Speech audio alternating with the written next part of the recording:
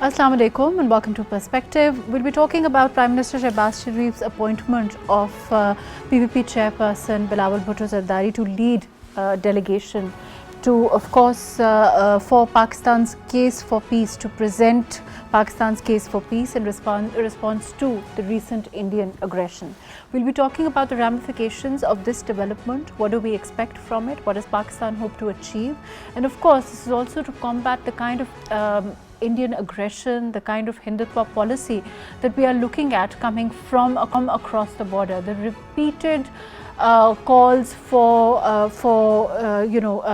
temperature rising, the way that extremism is being perpetuated in the region, the way that hate mongering is going on, and of course Pakistan is resolved to stay at a place where we talk about peace, where we talk about a neighbor that needs to realize that the hostilities have to cease for there to be a working relationship with India. All of that today on Perspective. I have with me Daniyal Sheikh. Thank you for joining us today. We also have with us Dr. Shezra Mansab a little later on, and we have with us Ali Rashid, who is spokesperson Sindh government. Thank you for being with us today. Before I go to Daniyal in the studio, let me go to Ali. Ali, can you hear me? Yes, I can hear you. Ali, this latest appointment, of course, having the PPP chairman lead the delegation for peace, for of course Pakistan's case for peace, as it's very aptly called. What do you expect from this? And of course, this is a time where Pakistan needs to put their narrative forward. So in terms of narrative building, this is certainly a great step forward, is it not? Absolutely. I think this is the right person they've chosen for this task. Previously also, as you know, he's been the foreign minister and he knows everything which has been going on in the past. And even right now, in the international media, he played a very key role in giving Pakistan's point of view and communicating to the international media and those people that what exactly is going on and how India is the aggressor and we are the grieved affected party, and how this attack happened, and we called for an impartial investigation, which didn't take our offer, and after that attacked us. And in our defense, then the Pak army came into action, and everything happened. Then I think it is something which we are all proud of. The way he defended Pakistan, the way he went on and told the story of Pakistan to the international media. And I think it's something which we all, not just in People's Party, but generally as a nation take pride in, because he's not the foreign minister right now, yet he's been approached by the Prime Minister to lead this initiative. So I think it's a proud moment, and we have our hopes pegged to him, and we know he'll be able to do this job better than anybody else. Fair enough. Let me go to Daniyal. I'll come back to you. Daniyal, I think Ali is right. Of course, we have a lot of hopes from this delegation, and the way that we've seen Bilawal Bhutto Zardari, lead Pakistan's narrative in a lot of cases when he spoke to the international media also. Of course, there's little doubt that he's the right person to do this. In terms of narrative building at this time, we also know that India is also sending missions. They're sending their spokespeople into the international community, into different areas to talk about their perception. How do you see this as a counter to that move also?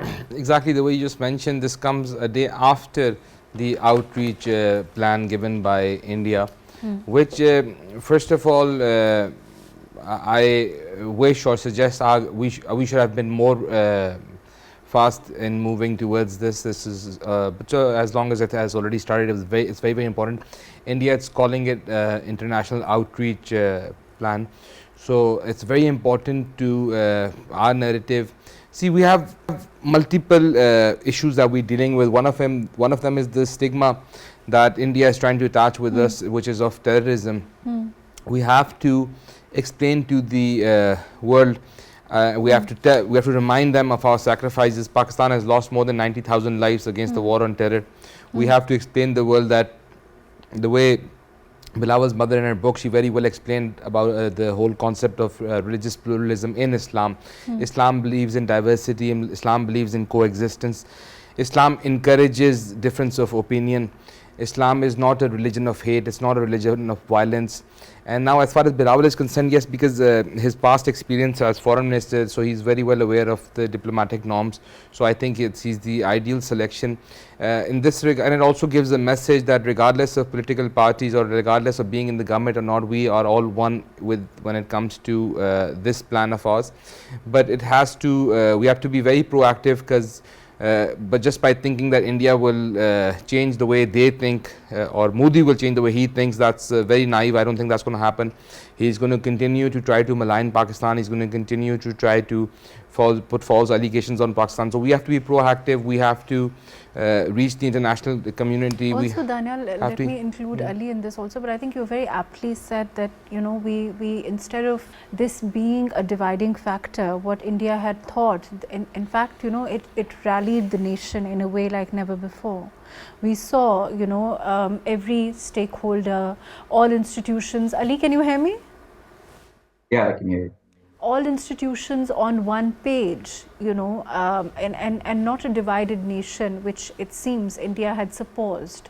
So in, you know, there also we are looking at a country where, you know, there's only unity here at this time. There's only a united front that we present to the world at this time. And this is also echoed by this recent decision of the Prime Minister to ask PPP chairperson to lead this delegation. Would you agree with that? Absolutely. I think we are all in this. I mean, I think if there are four people living in a house also, let's say different political parties, similarly, everybody can have different perspectives, but when that house is attacked, everyone's standing next to each other. And this offer, which was made by the Prime Minister, and the fact that Chairman Bilawal accepted it and said, yes, I'll be the one leading this. It's a good sign. It's good for the country. It's giving a very good message internationally. And as I said, I think he's the best person for the job. And it's about time that there's so much. I mean, I'm overwhelmed with the kind of points and evidences and situations, which the kind of situation we're in, and all the proofs that we have what India has been doing, and not just in Pakistan but globally. I think India has been exposed. The U.S. government, Canadian government, you know, the Sikhs, what they've been doing with them. I think it's Ali, has there been, everybody. I'm going to interject, has there been discussion, you know, internal discussion within your party about, you know, what the agenda will be and you know, how best to proceed? As I understand, it's going to be London, Washington and Paris and, you know, then there will be meetings there. All the international stakeholders, the UN, the US, UK, France, wherever it's needed, we just want a strong voice, the voice of sanity. I think it's very clear. I think our job is pretty simple, because whatever we are doing is right. When you're on the right side of history, it's very easy to explain things. We've been a victim of this war, and what's going on inside Balochistan, the way we've caught Kulbhushan Yadav, and all the evidences we have, and it's a very big question mark, right? If the Indian occupied Kashmir, if they did have an intelligence report earlier that it may be prone to some attack, did they take any measures? They have almost like 1 million troops there, 800,000 or whatever. That's, you know, the most troops anywhere in the world in a certain, if you look at the area-wise breakup by square mile. So with that being said, and if you tell the world your story that somebody came 200 kilometers inside your border and carried Ali, we out know these that, attacks, you know, you as didn't far catch as anybody, you have no proof. right, as far as even statements by Donald Trump, you know, we are looking at mixed signals there's a reticent kind of approach from India overall, at the very least. There's also, their media, according to them, they're reporting this as they're not ceasefire so much as a gap. In that kind of an environment, when we go into the world, it's essential to tell them that, one, this is water terrorism. And we even saw the DGISPR talk about this, that India can better not think that it can withhold our water or resort to any kind of water terrorism at Pakistan's expense. You're absolutely right. But you see, the thing is, I think Modi got a bit ambitious. And as you know, in Pakistan, when the elections happen, we don't even talk about India in our campaign. But unfortunately, in India, the rhetoric, Pakistan hate rhetoric, really works when it comes to elections. So this was an opportunity because we know there's an election happening in Bihar, and using that as Modi probably thought this would be the ideal time for a false flag operation. But in the process, we were able to demonstrate our capabilities, and India was left with a bloody nose. So I feel anything is possible, absolutely, because it's a very embarrassing position for Modi Sarkar, that whatever happened, because they were wanting to get mileage out of it, but it totally backfired. So I'm pretty sure that they're thinking what to do. But that being said, the kind of response they got from our side with 5 Rafales which we downed, and the kind of how the public and the people are united, how they used in the past social media accounts were used, not just they were using fifth generation warfare to make the public go against the Pakistan army. So that's been broken. So it totally backfired, and I think we're in a good position now. And I don't think India will try something now, but it's a good sign that in the international community.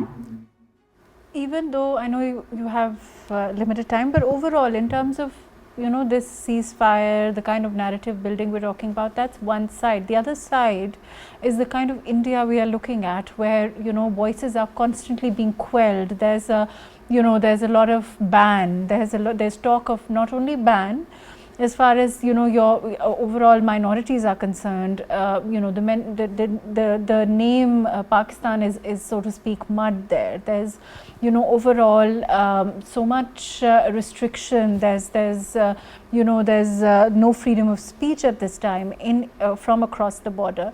Do you think that we need to push for sanctions from the world in that sense, and also to tell the world that this is a secular India that the world is showed?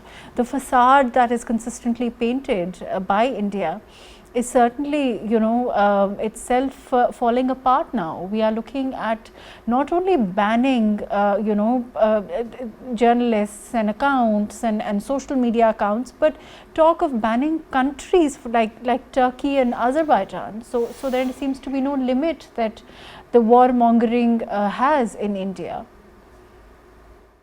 Yeah, absolutely. And I think India, the kind of reaction which is coming from there, they're targeting Muslims, they are targeting the minorities. There was some bakery called Karachi Bakery that they vandalized their store. This kind of hatred is actually showing the true face of India. The way they're blocking X accounts. So the voice, I mean, if you have nothing to hide, I mean, look at us. X was not functional in Pakistan, and when war broke out, we made it functional because we wanted the truth to come out. We wanted everybody to know and everybody to express whatever they're feeling, right? And India did the opposite, started suppressing voices from Pakistan. Anybody, even Indian media persons who were questioning their own government, that what exactly went down, those accounts got banned. They're legally prosecuting those people. So I mean, it's just, I think India has been exposed. The Modi government has been exposed. And even their defense strategy, or how mighty they used to say their army is or their capabilities are, those have also been exposed. And I think our media is very mature. Our government was very mature. We're in a Our army was position very mature. to push for sanctions? Do you think we're in a position to push for sanctions? I think we are. I think because I think it's just not Pakistan. I think the Canadian government, the US government have also had instances And I think they should give Modi a slap in the hand and tell him, you should better get your act together. Otherwise, we can go towards sanctions. Absolutely. Thank you so much, Ali. Thank you for your time. Ji, Daniyal, you heard what Ali said. Overall, in terms of where we are at this time, do you think the war mongering at this time, there's a design that we are looking, as far as India is concerned, the kind of war mongering that's at play? There has to necessarily be a reason, right? I mean, for them to continue on this path, it seems to be very reckless with a neighbor, with a nuclear neighbor, and that is what, and the kind of reluctance that they've shown to repeated statements from the US president also. There seems to be some agenda here, and that is something that it should be a cause for concern for the world. Most certainly it's an agenda. And now see, as far as should the world even take this seriously, the thing is that perceptions speak larger than reality. There's a saying in Urdu, if a kid will not cry, the mother will not give him milk. So we have to, this whole fascism and this whole terrorism from India, unless and until we speak up and expose them very actively. It's see, I've said this earlier, the lobbying at our government level has been very, very weak compared to India. I interacted with the Indian media quite a lot during this whole situation when tensions were high. I could see that their entire media was on one agenda, which was to somehow label Pakistan as a terrorist state, whereas within Pakistan, if there were some or if there are some outfits that are working, we call them banned outfits, and they're as much a threat to Pakistan's security and sovereignty as to any other country. Whereas as far as India is concerned, there are very obvious transcripts of their state agencies being involved in such activities. Now see, this is a big question mark for us. See, why as a political analyst, one of my biggest fear is that after winning this situation, see, they say that there's a famous saying that you won the battle but you haven't won the war. The war is war started from our existence around 70 years ago. India, or those banned outfits within India, or those even some political parties, they did not accept India. The first statement that came from that side was, it's a newborn baby which will soon die, and they always thought that it's going to join India again. Whereas for us, the two nation theory is part of our iman, it's part of our religion. So we have to be tolerance, and we've seen that. I want to come to that. I think that's a very important point. But we also have Dr. Shezra Mansab with us from the PML-N. Thank you for joining us. Shezra, can you hear me? Yes, I can. Shezra, we know that this is, of course, this mission that the Prime Minister has asked this delegation, has asked Bilawal Zardari to lead. In terms of course, it's a welcome step. It also shows the kind of solidarity and the kind of, as far as all the leadership of Pakistan is concerned, that we stand on one page, all stakeholders. In terms of how you expect this to proceed, in terms of, the agenda overall, could you tell us a little bit about this? Thank you very much, Mahrukh. As you know, and as the whole nation has seen the events of these recent events unfold, and what has happened is that India's narrative has been exposed in front of the national audience for the first time after many years, because what they have been doing and what has become a pattern with India is that they do these false flag operations and then they immediately blame Pakistan for those. I must remind you that it was Mia Muhammad Nawaz Sharif's, actually this was his idea in 2016, when there was an indigenous uprising in Kashmir with the martyrdom of Burhan Muzaffar Wani, that Mia Nawaz Sharif, as Prime Minister at that time, sent various people, groups of people, to various capitals of the world to try and tell the people what was actually happening in Kashmir. So at this time, again, the time is ripe, I think, for this kind of a awakening of the people, the world, the international audience, to tell them what is Pakistan's narrative based on truth and what is India's narrative based on lies. As it has already been exposed, as we've already seen India isolated, as we have already seen that many nations have stood strongly by Pakistan, notably China, Turkey, Azerbaijan, and even the US, on which India was relying to back them up and back their false narratives, has refused to do that. And as we can see with the recent, how Trump has given his recent statements, he is talking in unequal terms about both India and Pakistan. So we, because of our strategy, because of our clear vision, because of the way that we have shown restraint, we've given a measured response initially when India started maligning Pakistan. And later on, after India's attacks on Pakistan, we gave a very strong, very united, very exceptionally, well-planned strategic response in which the world saw how Pakistan, its nation, its civil leadership, its military leadership is all united. And as a united force, we have proven ourselves to India, who was acting... Shezra, this is not, of course, in terms of initiatives, of course, it was then appreciated also, Nawaz Sharif Saab's initiative when it was earlier taken, and of course, it's a huge welcome step at this time also. At the same time, the world today is different from the world then in terms of belligerence, in terms of, the warmongering that's happening in Modi's India has reached a level which is unprecedented. It's also the right time for us to tell our story, as we've seen by this initiative. Do you think that it's also the world is ready, perhaps more amenable to listening at this time? Because the world is asking, where is the proof of Pahalgam? Where are the proofs, exactly. Where is the evidence? So the questions, the right questions are being asked by the international media, something that perhaps India never thought would happen. Exactly, you're absolutely right.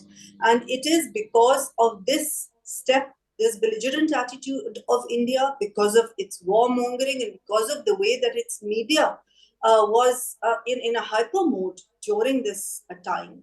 And in the end, when they were given a strong response, India had to actually ask for a ceasefire and bring in the United States. So some of the things, some of the results and repercussions of that, one very important is that Kashmir is back on the table, and the world has, and according to Trump also, he's saying that he's ready to mediate between Pakistan and India for Kashmir. So the Kashmir issue is there in front of everybody. And the second thing that has happened is that the RSS-fed policies of India have been exposed to the world. Their lies have been exposed to the world. And this is exactly the right moment when Pakistan needs to go, and because we've had a very successful diplomatic outcome of this as well, so we need to work upon that, enlarge upon that, enhance that.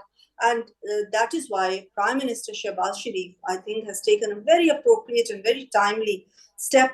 And not only that, but he has asked all the parties who are allied with our government at this time. He has asked all of them, and from them he has chosen some people who will go to the different parts of the world, different important capitals of the world, and they will explain to the world how India has made this false narrative about terrorism in Pakistan, whereas Pakistan has been bearing the brunt of terrorism for so many years. We have had shohadas, we have had civil people who have been martyred, also military has been martyred, and we have been bearing this brunt. We have been on the forefront of the war against terrorism for so many years, whereas Dr. India Shezra, there's also been vehicle of state-sponsored terrorism in Pakistan, and recently we saw an example of that in the Jafar Express incident, where India was behind those people who are is behind. Dr. Shezra, there's also, you are saying, this is not just about Pahalgam for us, and it is about those many years ago where the perpetual terrorism started for Pakistan. And you know, where we've been fighting other people's wars and suffering, like you said, you know, we've lost our women, our children, and you know, we literally our children, the way that, you know, events unfolded not too long ago. The question is, do you think that India is still calling this a gap and not a ceasefire? It's also showing a kind of belligerence to no less the US presidency. You know, what do we expect there from an India of that kind of, where this kind of warmongering has started? Is it going to make this region potentially more volatile? And of course that the world needs to be more concerned about it, no? Yes, absolutely. This is these are two nuclear countries, and the world has now seen that Pakistan is a peace-loving country because of our measured response in the beginning.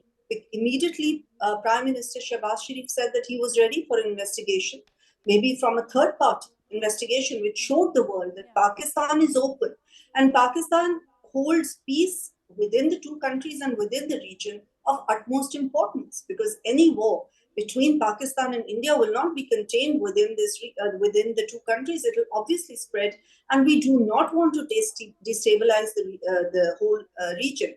However, India is. It seems that Modi, especially, and Modi's, you know, his RSS-fed policy is so involved in hate mongering, in hate speech. His only focus seems to be his own political gains. But unfortunately for him now, and fortunately for us, the world has seen that this is not true, that his narrative is false. And we have complete faith and complete hope in the international community that when we send our ambassadors to tell the world the truth of what is happening in Pakistan and to expose to the world not only India's lies, but the state-sponsored terrorism, which has, by the way, not only been in Pakistan. We have seen how they've targeted Sikhs in the United States, in Canada, in the EU. So all of that is there in front of the world to see. They have sent their troops even to fight Israel's war in Gaza.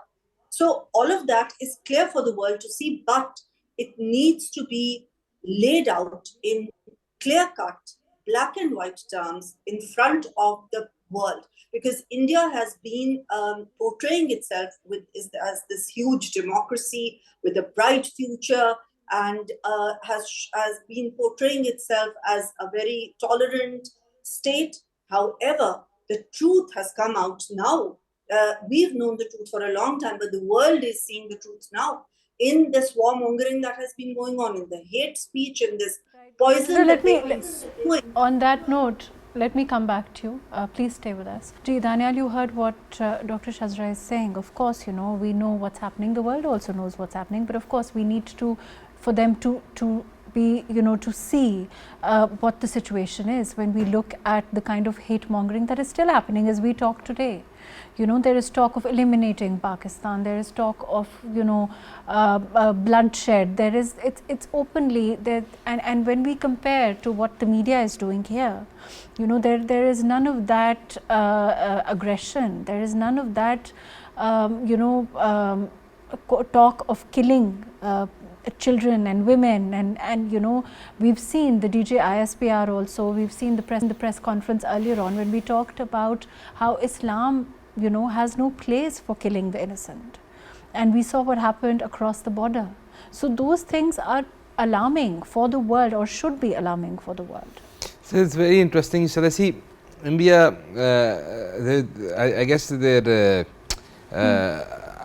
knowledge on history is very weak. First, earlier they were blaming us for the Cold War against the Soviets. See, that war started in 1979 and it ended in 1989. So those 10 years are over. After that, there was an autonomous government in Afghanistan. We had nothing to do with that. Now, see, we have to explain to the world, first of all, the accusations of our relationship with the people fighting the Afghan war. See, that situation was very, very different. The Afghan Taliban were a Pashtun dominant movement, whereas the Taliban functioning within Pakistan, who are as much a threat to the Pakistani state to as much they would be to some outside state. See, first of all, they're faceless. They've got nothing to do with those people who fought the Cold War. They have no agenda. They're non-stick actors, and they're banned outfits in Pakistan, and the state is doing its utmost to curtail them. Constantly we're seeing army operations against them. They are attacking the military is fighting back. In fact, there are very strong transcripts of their linkage with India and other foreign countries, or their security agencies backing them. Similarly, the situation in Balochistan, now the linkage between BLA and RAW is very, very evident.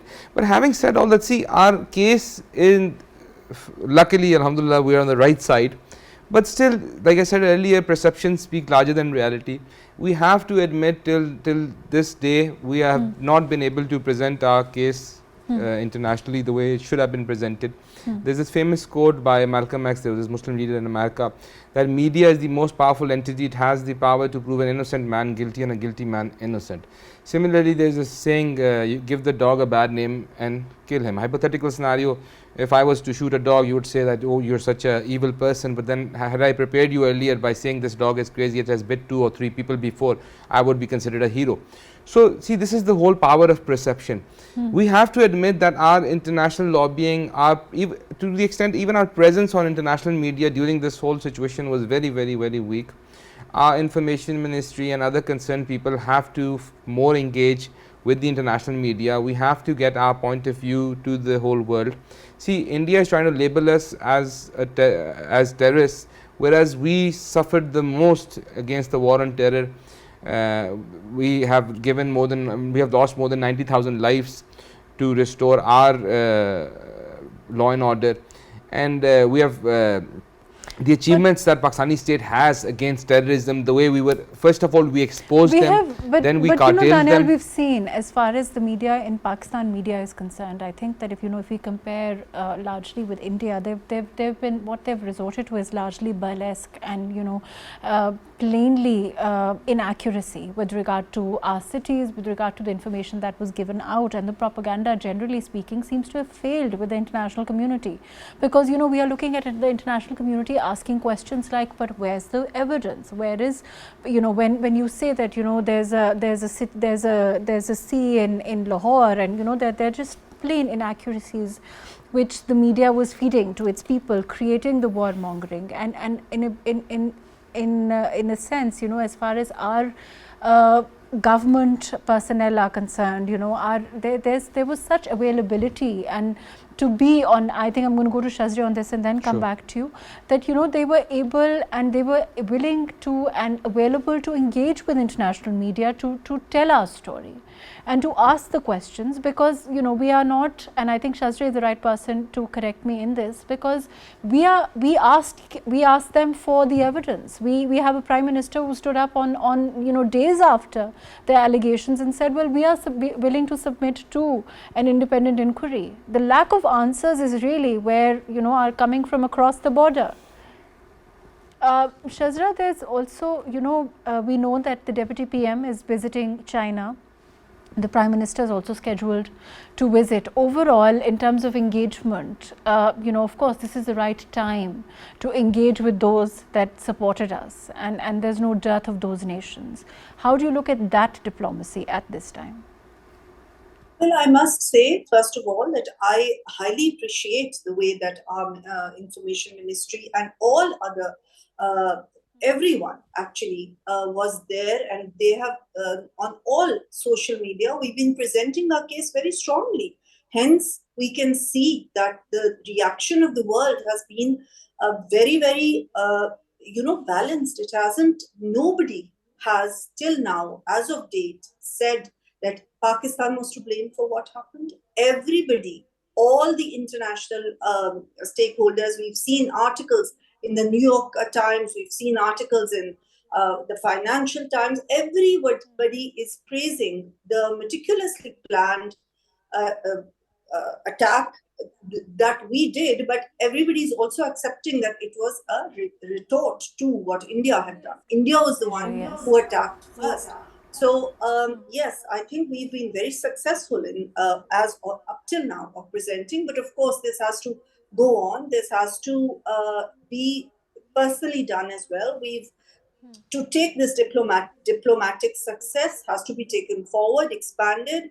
So our Prime Minister, our Deputy Prime Minister, also this group led by Bilawal Zardari is going to visit different countries of the world, and we are going to now tell the world that Pakistan's focus has been peace in the region, because with peace only comes security, and economic well-being of our country is very inextricably linked with that, and that has been our focus. Whereas India, every time they have an election, they start this warmongering, they start this hate speech against Pakistan, and they have not only in other countries of the world that I mentioned earlier, even within India, we can see what's happening. The world can see on social media that how they are targeting their minorities, that there are so many people who are now actually rebelling against India. Some of the minorities, look at what's happening with Muslims over there.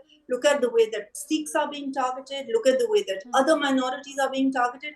So there are a lot of fault lines in India as well that the world needs to know. And most importantly of all, our focus on Kashmir has never shifted. And the way that India, with thousands of its troops now also in Kashmir, and the way that they are, there's a complete blackout for any international media to go into the Indian illegally occupied Kashmir. So that also needs to be exposed. There are so many, the United Nations organizations and its different branches that go there.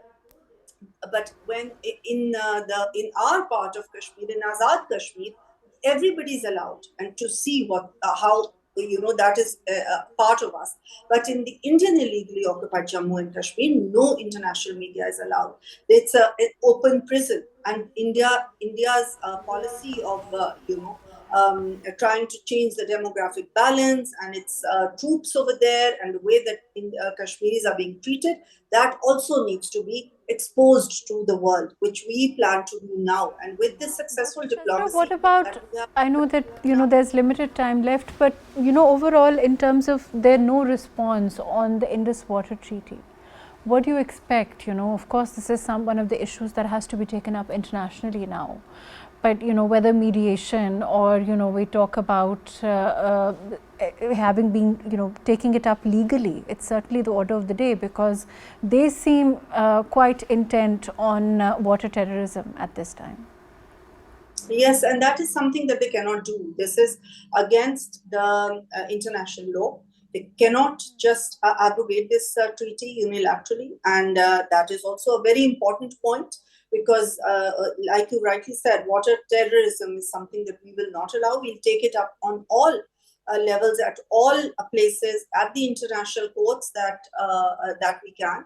And certainly Pakistan and all the countries who have stood by us up till now will also stand by us at this, because India cannot hope to just break all international laws and get away with it. So that is a very important issue that will also be raised in the upcoming days, inshallah. Right. Thank you so much, Dr. Shezra. Thank you for your very valuable time. Thank you for joining us today. Overall, of course, we expect the delegation, of course, to move forward and, of course, show the real face of India to the world, an India which is crumbling under Hindutva, India which is only whatever, as far as warmongering is concerned, as far as the kind of content is concerned, it's openly egging violence. It's talking, and it's not cognizant of the fact that on the other end, across the border is another nuclear neighbor, even as the international world cautions India. All of those in that situation, of course, we need to tell our story to the world.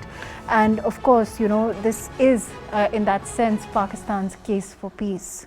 As this delegation move forward, we hope and pray that we will be able to show the world the true face of Modi's India at this time.